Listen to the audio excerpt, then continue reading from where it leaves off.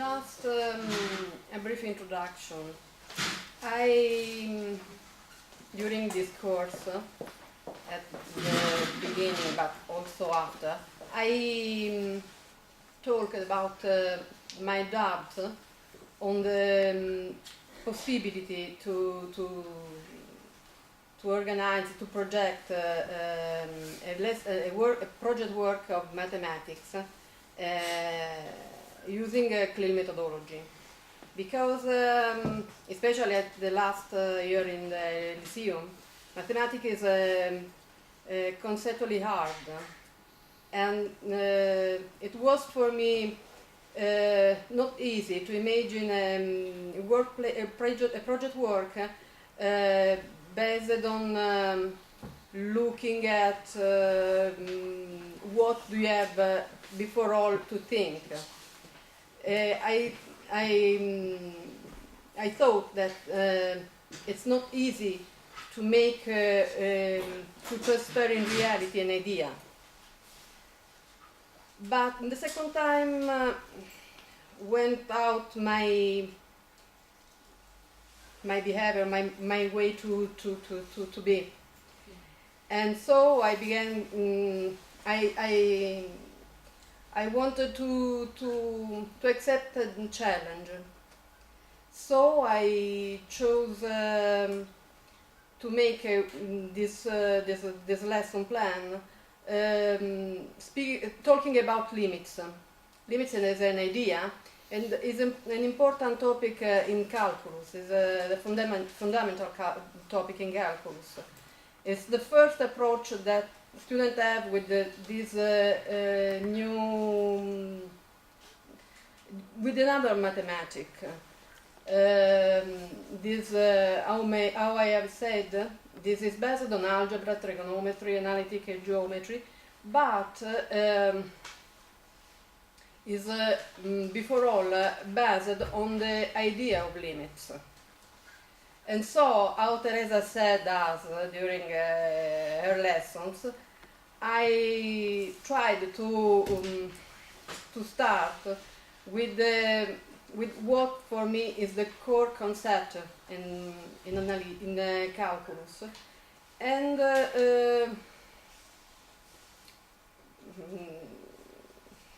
but I don't know the result.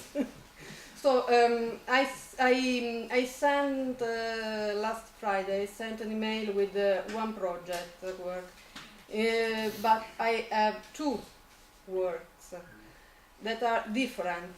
In the first one, in this one, that is what I sent by mail, is easier than the other one. The other one is more theoretical. I like the second one. Okay. So I began my plan with the 4 sentences I would like to hear by from my students, my learners, that describe the steps in this work. And then the age of learners 17-18, the last year of Lyceum, and level B1 or B2, and then the microflow.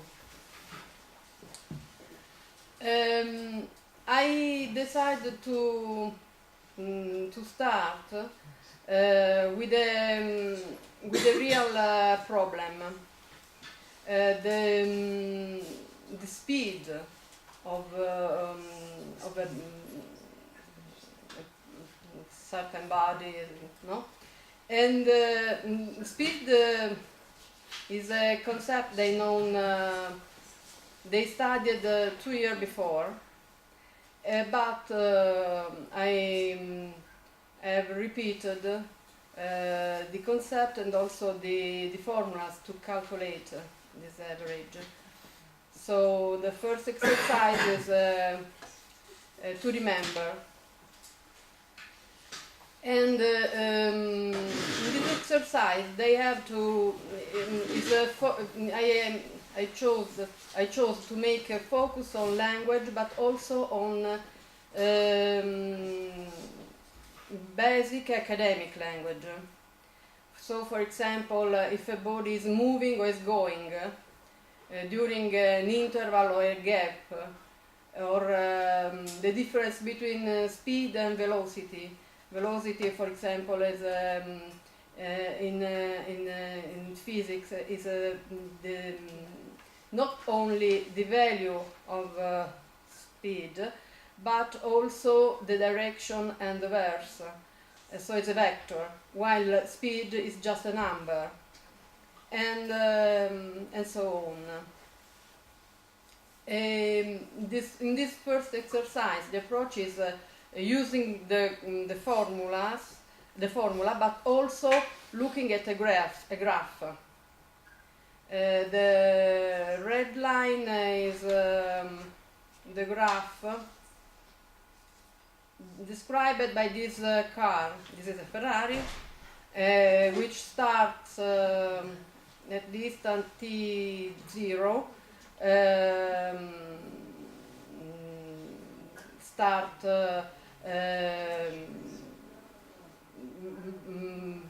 From a standing start, and then began to accelerate. I have also written some dates. He has the speed of 305 kilometers per hour, just in 12 and 24 seconds. And the question is, what is the average speed, and what is the instantaneous speed?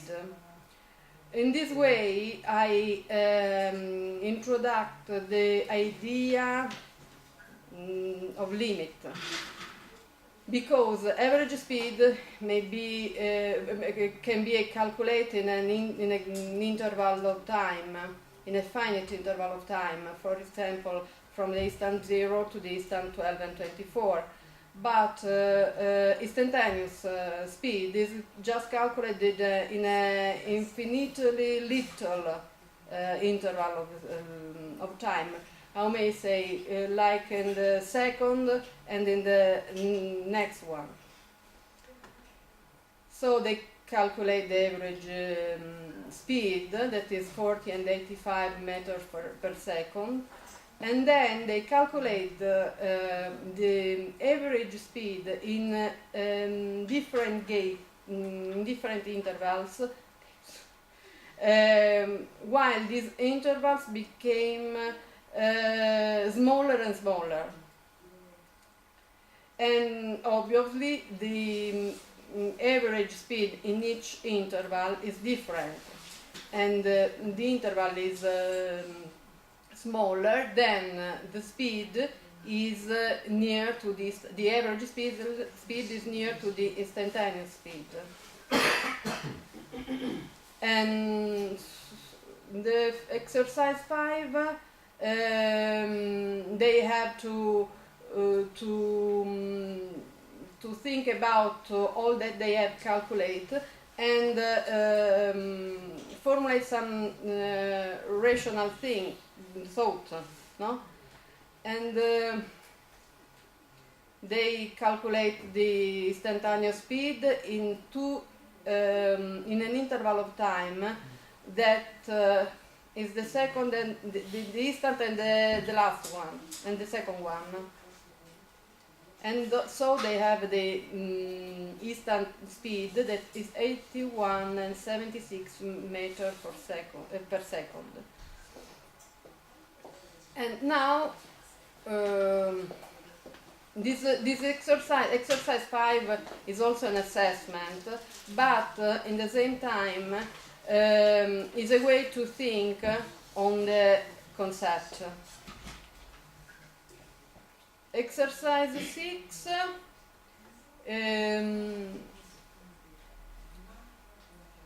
this exercise is far from a real problem, and began a mathematical problem. So they have also in exercise 7 a graph referring to the function in the exercise 6. They have to calculate the limit using a table, exercise 6, and using a graph. Assessment. Exercise 8. Using after having used this graph in exercise 6, where I introduce the radius of the interval for limits, so 17 plus epsilon, 17 plus, minus epsilon, and 3, etc., etc., etc., etc. They have to, looking after having studied this graph, they have to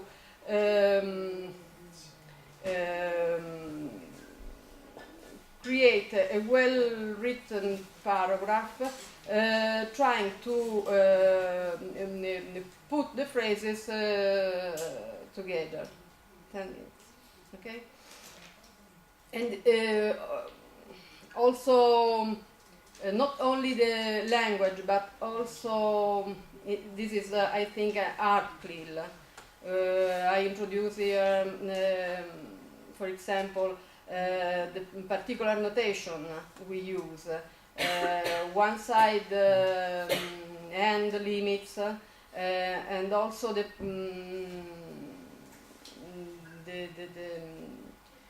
different why a limit exists. This is an assessment, and at the end, here I have thought that now they can formalize all that I've seen with an intuitive approach and studying real problem. So from the exercise 10 to the exercise 14, I think. Yes, 14. They are prepared to the formal definition of limit. That is not easy. It's not easy. Here is an assessment in which they have to apply all that, they have to use all that they have studied before to solve these limits. The difference between these three figures, in these three figures limits in C is the same, at x approaches C is the same, also if the function are different, because in the first one is continuous on the interval, the second one is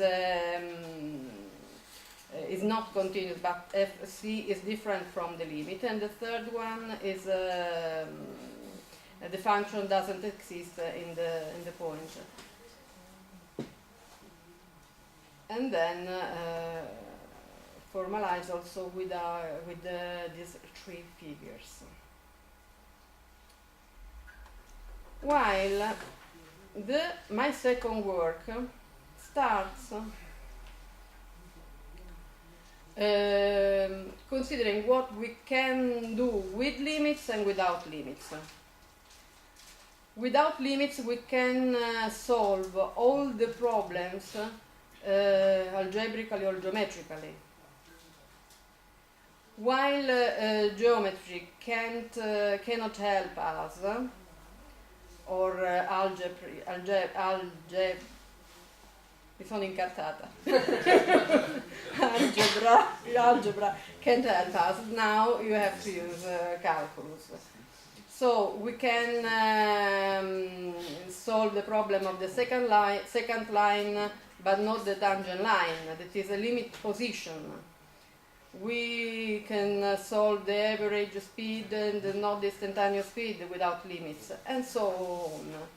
The area, like my colleagues said before, the surface, the volume of a solid, but the sum of an infinite number of terms. To well understand this problem, I tried to explain better what is the tangent problem. The tangent problem in the first in this figure we have a straight line through P and Q that are two different points on a curve. But if Q goes more and more near to P, also the straight line passing through these 2 points as the limit position of the tangent. The area problem, I want to approximate the area of the circle using some region of which I can calculate the area, the surface without limits. Triangles, quadrati, e via via, insomma.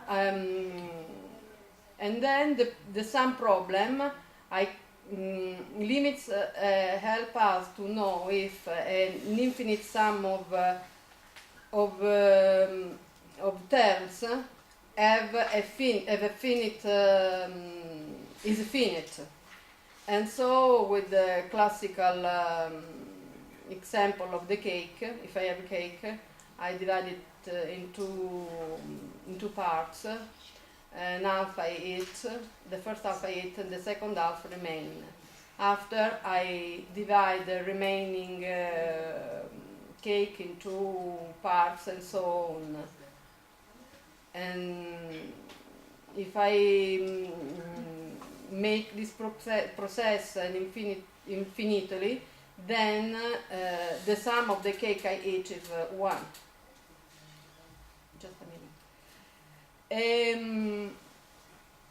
And then I started this work just with calculating a limit using a table and then using the graph. This is another exercise when they have to replay for another function the limit through a graph and the limit through calculating with algebra. Same exercise, and this is more or less the same exercise before, and so at the end the objective at the end are the same, the formal definition of limits in the finite case. It's all.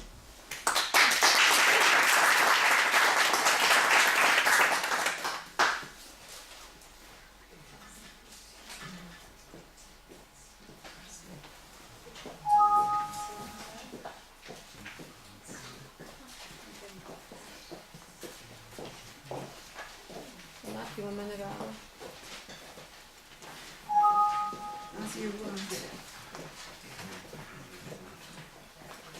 Ho capito, no?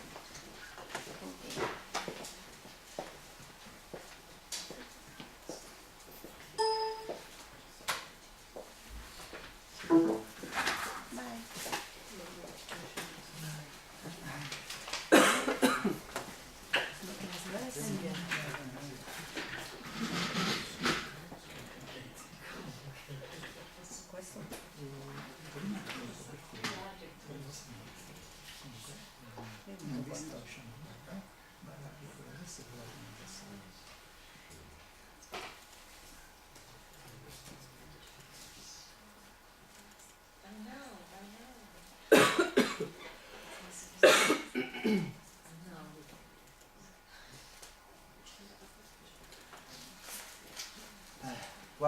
It's my turn. I'm so nervous. Excuse me. Maybe I can do this. I don't think I can handle all this. Well, I can take this pressure any longer. It seems like I am in the wrong place. Maybe it had better go. I'll try.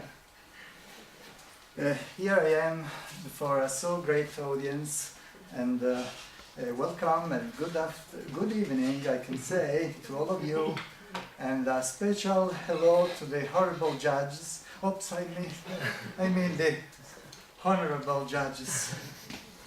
Sincerely sorry. I try to start again.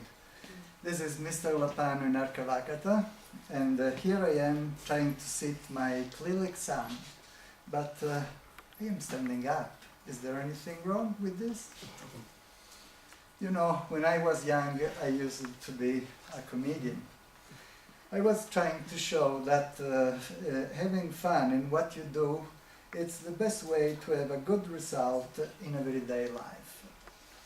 In my opinion, when possible, we should put in our lessons some amusing sketches, gags, or jokes.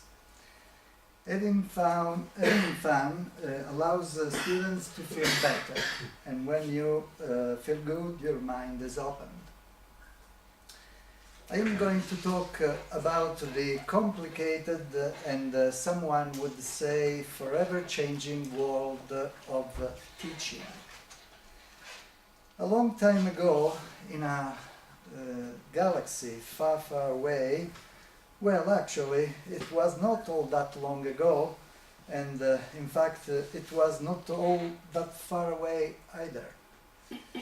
In the beginning, there was darkness.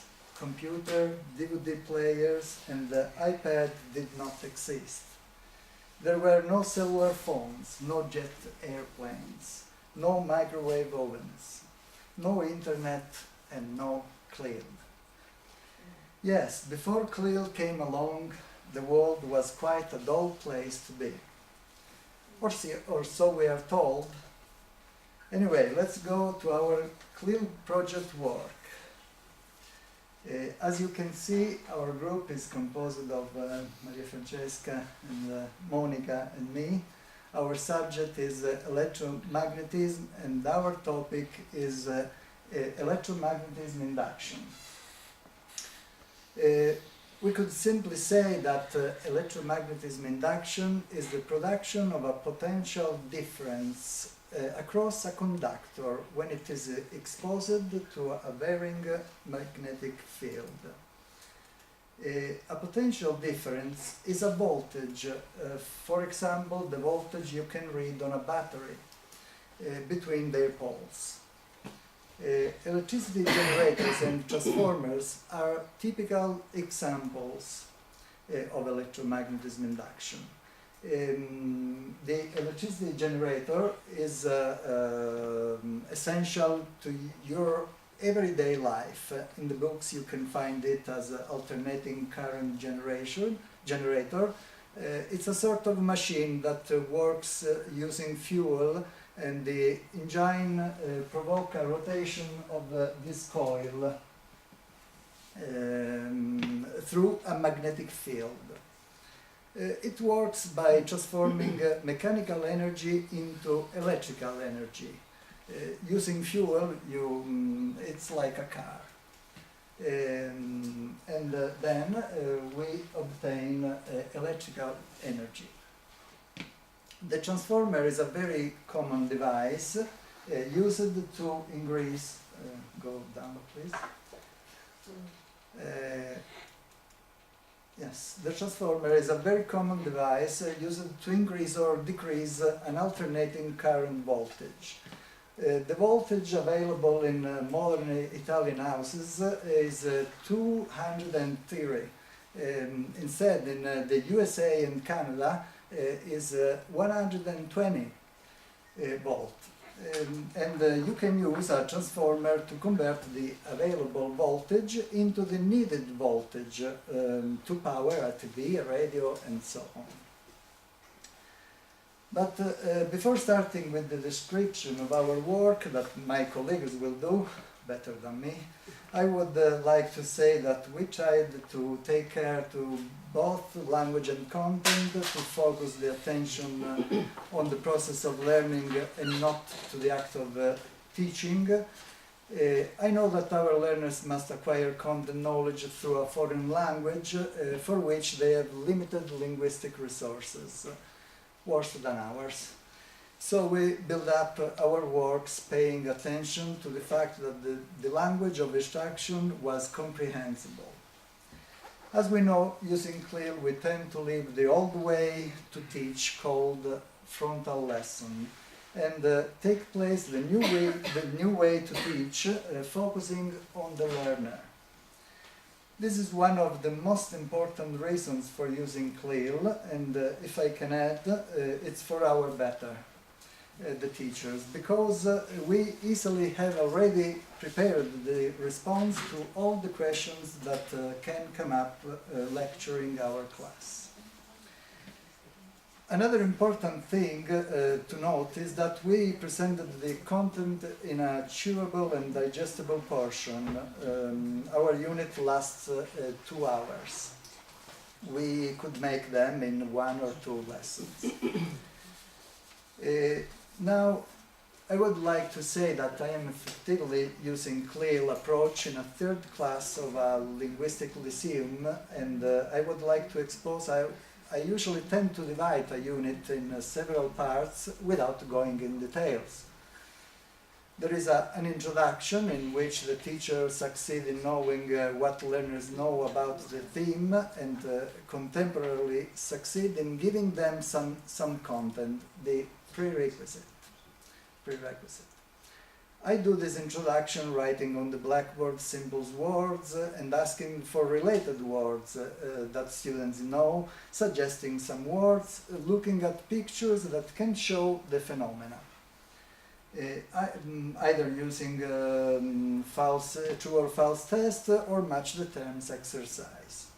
In physics, often the topic is linked to a daily practice action, often not interpreted in a correct way.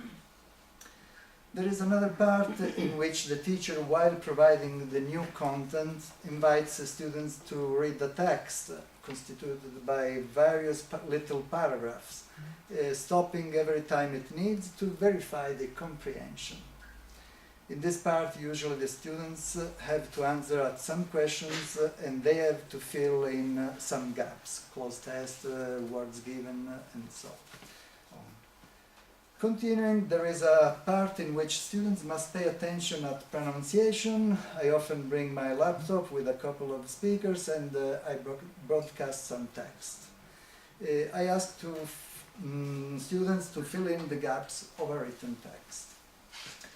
A practice part is very important, in which students are invited to work in groups for filling in the gaps of a map that sum up the physics law object of study, and allows the teacher to verify the comprehension of the read text. Students are invited to use the correct form of the verbs and completing some sentences. Eventually, students are invited to answer a true or false test to stimulate learners to a good interpretation of the phenomena. Last but not least, the teacher has to take care of the applied physics, introducing one problem to solve as a model to make other exercise, and giving students problem to work out. In my opinion, this is the most difficult part, because the teacher has to analyze the solution of a problem in a foreign language, and often it's too difficult to convey it to our students in our mother tongue. I would like to end my presentation saying that I was very lucky finding 2 marvelous, brilliant and fabulous friends to work with, Monica and Maria Francesca. The only sorrow of mine is that they are too serious, severe and strict while working.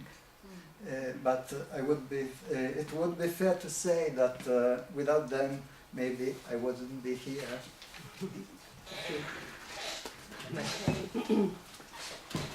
So now I would like to show how we tried to do a CLIL. It was not very easy because we get used to teaching in a different way. But at the end, I think that it's a nice work.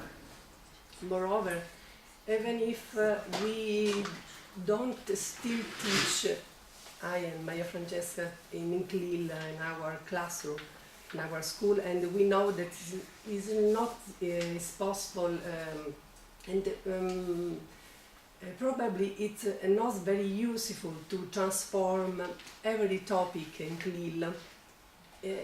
We feel our teaching way is changed because now we think to have very interesting information about how our brain works. So keeping this information in our mind certainly will put us in an interesting position of reflecting on how our learner thinks and learns. So I think that it's not very convenient to stress the brains of our students. Instead, we think that a CLIL lesson helps students to understand and most of all enjoy all the information and detail in their textbook.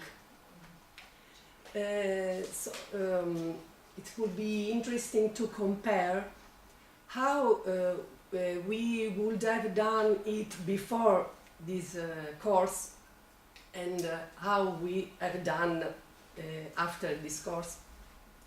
So Maria Francesca, my colleague, will explain the project work in details. I just say something about how we organize our lesson in CLIL.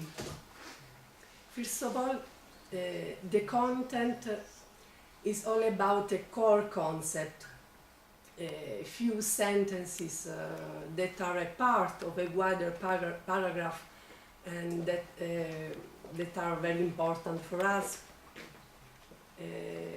The teacher talk is reduced because we want that our learners are constantly active and interactive, learner-centered and no more teacher-centered.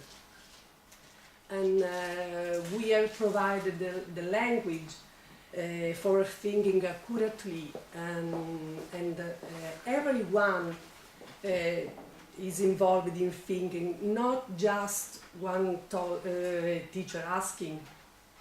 And we tried to make the language more comprehensible as possible, because the content is unfamiliar and they may not really understand the foreign language very well.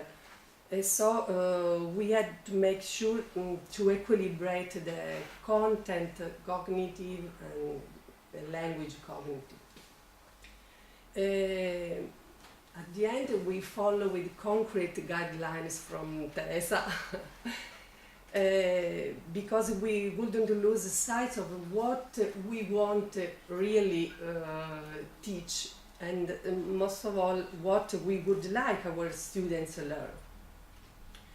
And we provided a lot of various exercises, some, for example, matching exercise or cloze test, listening and reading exercise, so on, inserting a frequent moment of assessment, because to make sure that we want our learners are with us and not lose them during the lesson.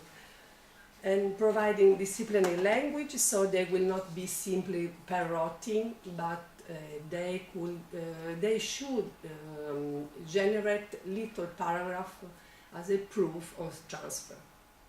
So Maria Francesca will explain our project in details.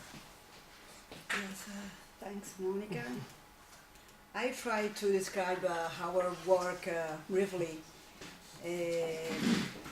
this when we have selected our subject and our big topic, we search for a topic which can help ourselves to deal with what we have learned. We had learned in attending the course. So we selected electromagnetic induction because it's a core concept in the last year of scientific lyceum, and also because we have a lot of applications, a lot of electrical appliances with electrical induction. So we decided our vision. Our vision was born is presented through three adverbs: why, what, and how. Why we need electromagnetic induction? What are the differences between interaction types related to magnetic fields and current, and how we intend explaining electromagnetic induction. After lesson skills, as all my colleagues, our language goals, more fluency and confidence, and we foresee for this work for 2 lessons. So we fixed our 5 sentences. For example, the variation in magnetic and electric field can generate and use the electromotive force. And then the set of the sentences were distracted in 8 micro content learning objectives.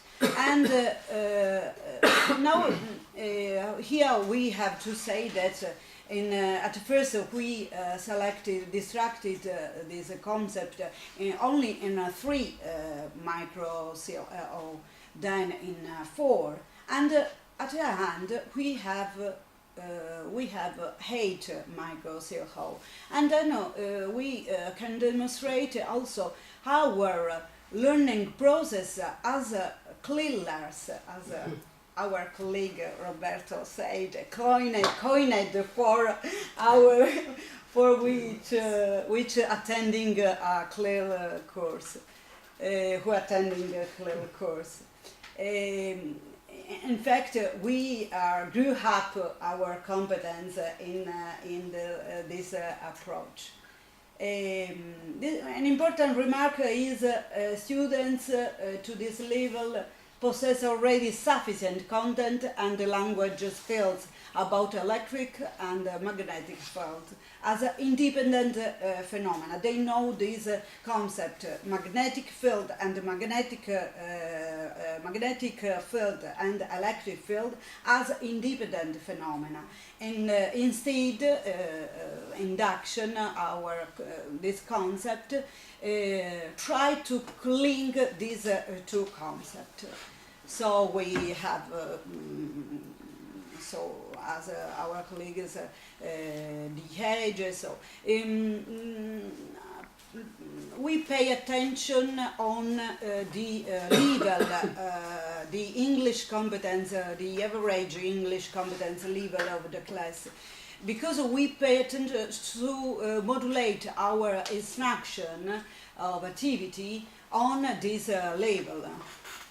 So precise. And in this graph we can see we pay attention on equilibrate between the content, cognitive demand, and language, cognitive demand in every micro content objectives. As we can see,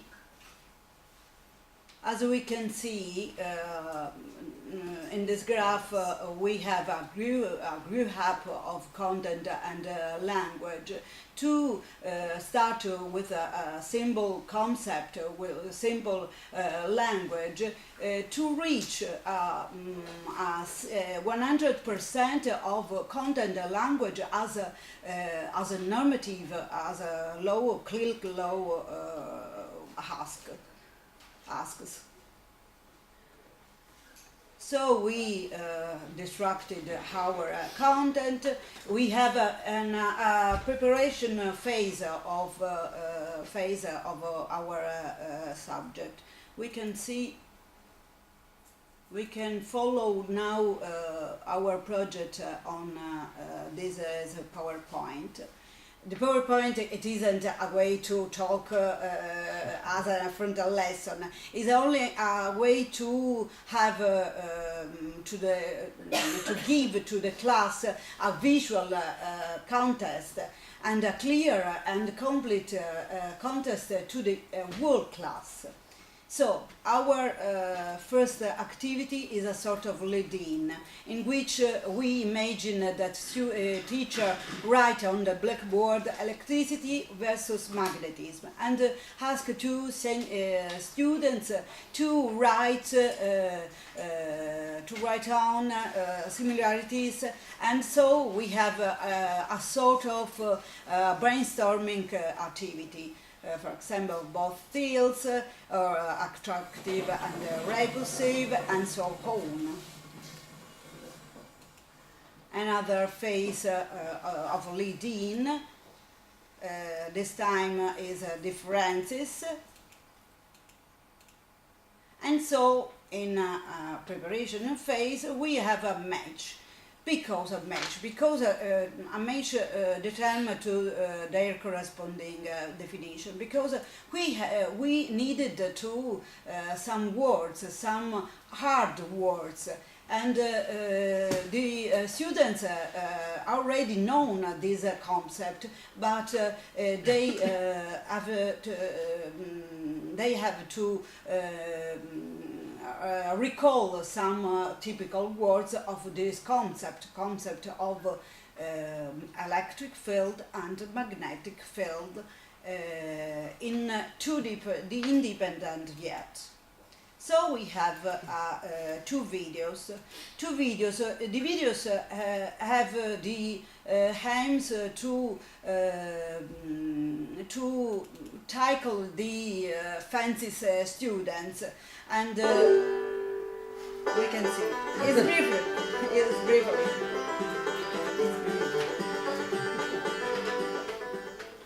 Conduction is very different to gas and electric. It's a completely different experience and technology.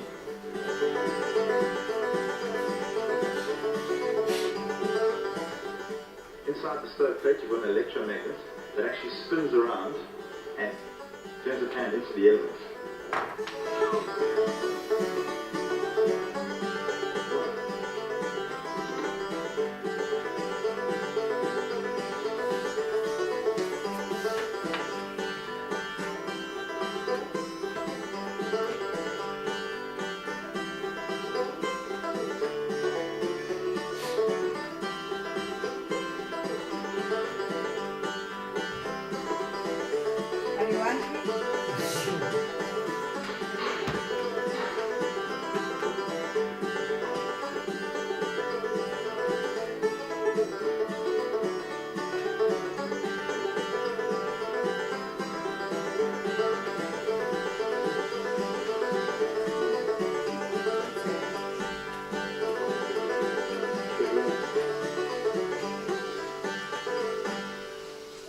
Bye for now, because later there is another video. This video is handmade. We make it only for to demonstrate as is very easy to have an electromagnetic induction. So we can see the needle of the compass move on one direction when the phone move on towards or away the compass.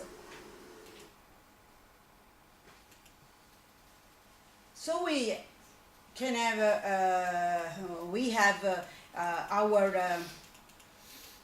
our activity out and out. The very activity starts with the micro CLIL 1. after an assessment phase. When you see the smile, we have an assessment phase. It's important that the students know which phase they are. And so we have a closed test in which pay attention on the words the students can learn a new concept. And in this activity we have an important concept, current and magnet interaction. So we have a little rest for working memory, in which students have to state and introduce in the picture the field which is changing and which is generated. In this activity we have content and language, focus on contents, and in the same time we ask to decide the right tense of the verb in the brackets. Another rest for working memory. As important for the rest, this is important, the assessment. Our assessment phase assessment of learning for learning, and in the most part of our activity we ask to work in a group, because to work in group for a lot of our aims. The first aim is that working group, when we ask to the students to compare, to negotiate and agree their reflection, we have an implicit corrective feedback, and also an output prompting feedback. In the same time, we have room also for peer-to-peer education, and so we can ensure that of keeping all learners on board. In the same time, the students can use a language lightened, and so the same concept transfer in a different area. But we have in this way a consolidation of the concept. This is an important assessment for the previous four micro CLIL, because in a simple way students have to consolidation, have to repeat what they had learned in the previous activity.